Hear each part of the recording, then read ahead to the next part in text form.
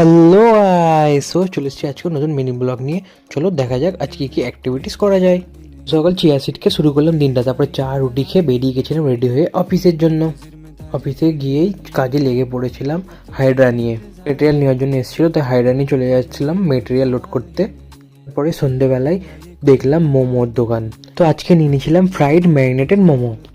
দাদার fried marinated মোমোটা বানানো দেখে তো আমার খুব ভালো লেগেছিলো, তাই ভাবলাম একটুখানি ট্রাই করে নিই। দাদা ওখানে আমাকে বানিয়ে দিল ফ্রাইড ম্যারিনেটেড মোমো, ওর সাথে ছিল স্যুপ গরম গরম।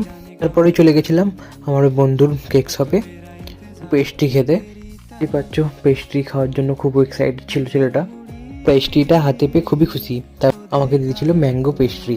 তো আমিও শুরু করলাম ম্যাঙ্গো পেস্ট্রি খাওয়াটা। এর সন্ধ্যেবেলা ফুললি সর্টেড বাড়ি এসে হালকা করে ডিনারটা করে নিলাম। তোমরাও জানিও আজকে সারাদিন তোমরা কী কী অ্যাক্টিভিটিস করলে।